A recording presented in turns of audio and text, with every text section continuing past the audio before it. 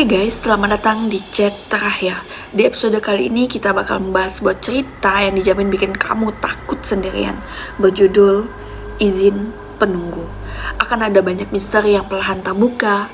Keanehan demi keanehan akan membawa kita ke satu momen yang paling mengerikan, dengan sebuah plot twist yang mungkin sama sekali nggak kalian duga.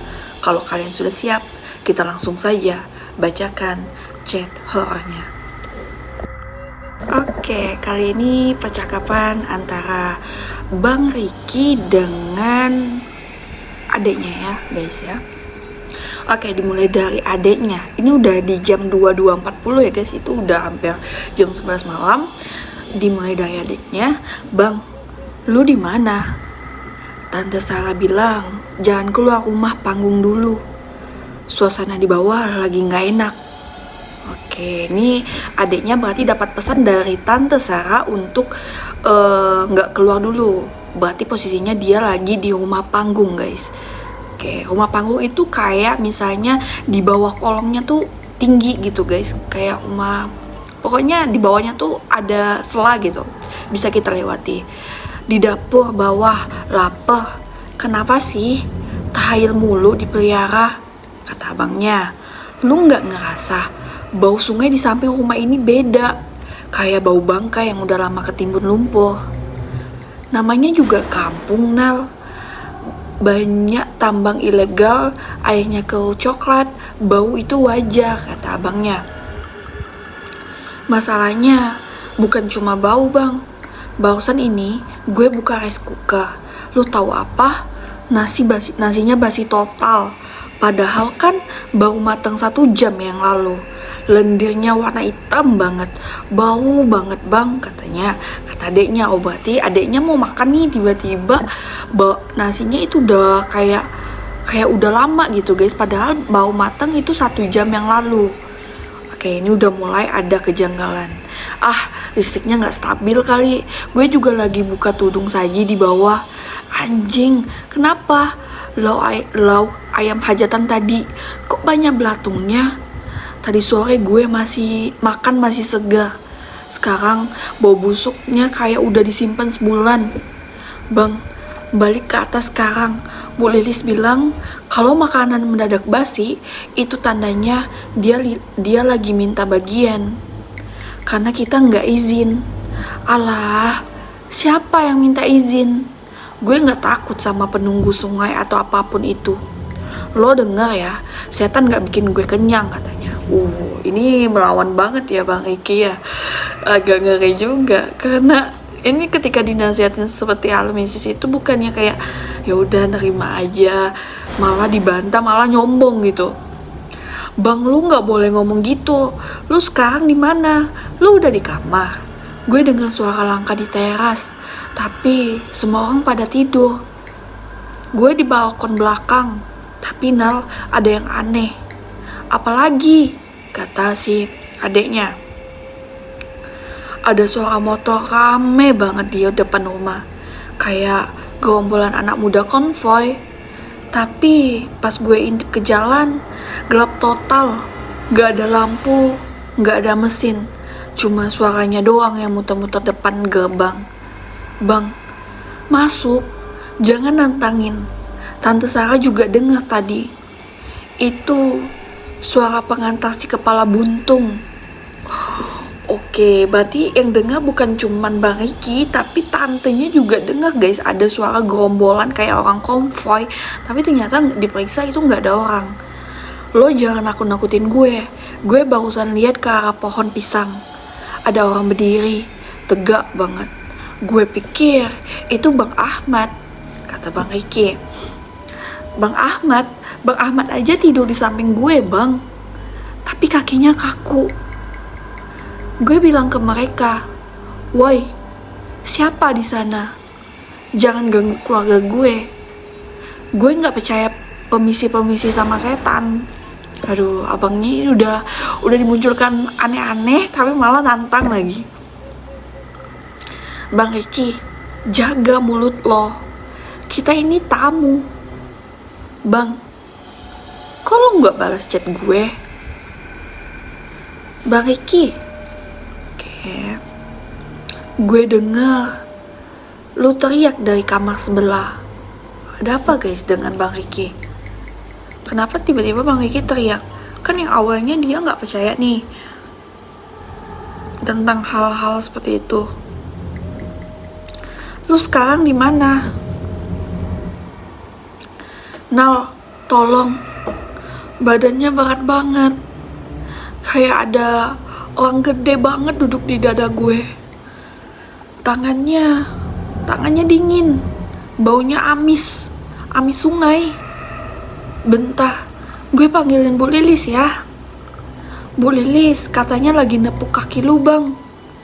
Dia bilang Bang Benny si pengantin lupa ngelakuin satu ritual penting. Oh, minta izin ke penunggu kampung. Oh, jadi ini yang nikah, yang punya hajatan, ini lupa ngelakuin satu ritual. Kayak biasa kalau misalnya di kampung itu kita ada beberapa ritual ya guys ya. Salah satunya ritual izin, karena itu kalau di acara itu pasti kita bakalan berisik banget, bakalan ada banyak tamu-tamu yang datang, bisa jadi penunggu yang lain tuh ikut keganggu, tapi dia nggak ngelakuin ritual itu karena kita bawa rombongan terlalu banyak, kita dianggap penyusup yang berisik. Oke. Tadi pas gue ketindihan, gue lihat dia Nal, dia nggak punya kepala, tapi dia bisikin gue lewat perutnya, katanya kamu yang paling berisik. Oh my god, merinding banget. Kamu yang tinggal di sini sebagai gantinya. Yuk bang, ke mobil sekarang, kita pulang sekarang. Bodoh amat acaranya. Bang Benny juga udah minta maaf. Iya Nal, maafin gue yang udah sombong tadi. Gue kapok. Bang, lu kok di belakang pakai jaket hoodie terus dari tadi? Hoodie-nya ditarik sampai nutupin muka gitu. Emang sedingin itu? Kata adeknya. Oh, berarti ini posisinya dia sudah di mobil. Dia sudah di mobil guys. Dan ini kayaknya udah mau pulang. Terus abangnya itu di belakang dengan posisi hoodie-nya ditutup sampai muka. Dingin banget Nal. Leher gue rasanya perih. Kayak ada yang motong pelan-pelan pakai kawat. Lu jangan bercanda bang, coba buka hoodie-nya, gue mau lihat muka lo. Jangan sekarang Nal, nanti kalau kita udah lewat jembatan pohon itu, bang, gue baru sadar tadi pas kita naik mobil, Bu Lilis nangis sambil liatin lu. Dia bilang, maaf, satu nyawa harus tinggal untuk izin yang terlewat. Bang, kenapa tangan lu pucat banget dan penuh lumpur sungai? Nal, lihat kursi ke belakang. Itu tubuh lu bang. Lu lagi tidur kaku di belakang dengan muka pucat. Terus yang di samping gue ini siapa? Oh, jadi ada dua guys.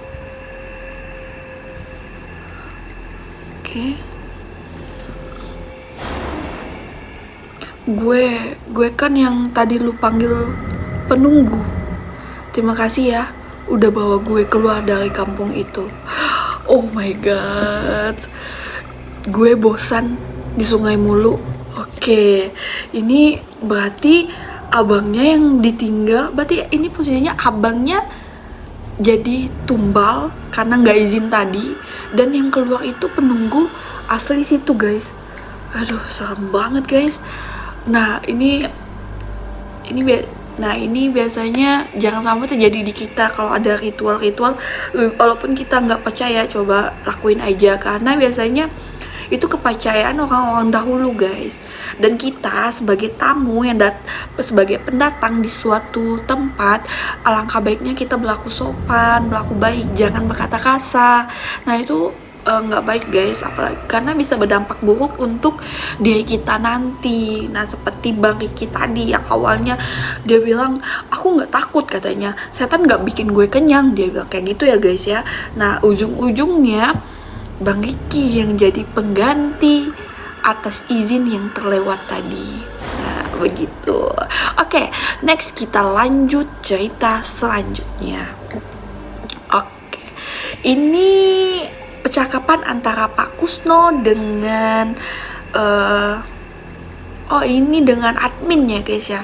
Pak Kusno bilang di jam 21.29, maaf ganggu malam-malam, bisa cek data karyawan atas nama Anissa dari gedung D. Anissa? Gedung D, banyak yang nama Anissa pak. Kenapa emangnya? Tadi saya keliling di gedung B, dia sendirian masih menjahit pojok di belakang. Saya suruh pulang, cuma mengangguk, nunduk terus. Loh, gedung B kan harusnya kosong jam segini, kecuali tim head sale di lantai 2, kata adminnya. Dan anak gedung D nggak ada jadwal diperbantukan ke situ hari ini. Tadi saya lihat ID card-nya jelas kok, Anissa gedung D. Dia rajin banget, tapi auranya dingin. Mesin jahitnya bunyi terus pas saya lewat.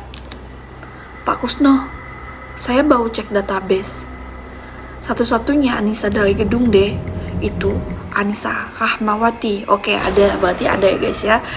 Anissa dari gedung D itu Anissa Rahmawati. Nah, mungkin itu, kata Pak Kusno.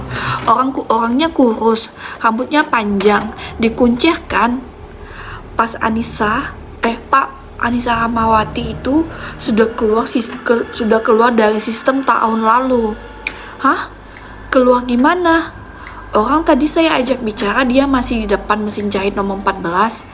Dia meninggal setahun lalu, Pak. Kecelakaan fatal pas mau berangkat kerja. Oke, ada yang nama Anissa, tapi itu Anissa Rahmawati yang udah meninggal di tahun lalu, guys. Akibat kecelakaan fatal. Tubuhnya hancur terlindas truk di jalan Solo Karanganyar. Jangan bercanda, saya masih di depan gedung sekarang. Lampunya masih nyala, satu di pojok. Tunggu, mesinnya bunyi lagi. Tak, tak, tak, kayak mesin jahit gitu guys. Dia nggak lagi menjahit kain. Maksud bapak, dia lagi menjahit kepalanya sendiri yang ketak. Oh my god, dia lagi menjahit. Oke, berarti ini tragedinya di pabrik ya guys ya. Di pabrik, situasinya di pabrik. Aduh, serem banget ya guys. Situasinya dia lagi di pabrik, tengah malam. Kemudian si Pak Kusno ini ngelihat suatu perempuan yang lagi lembur nih. Biasa kalau di pabrik itu ada aja penunggunya ya guys ya. Bisa dari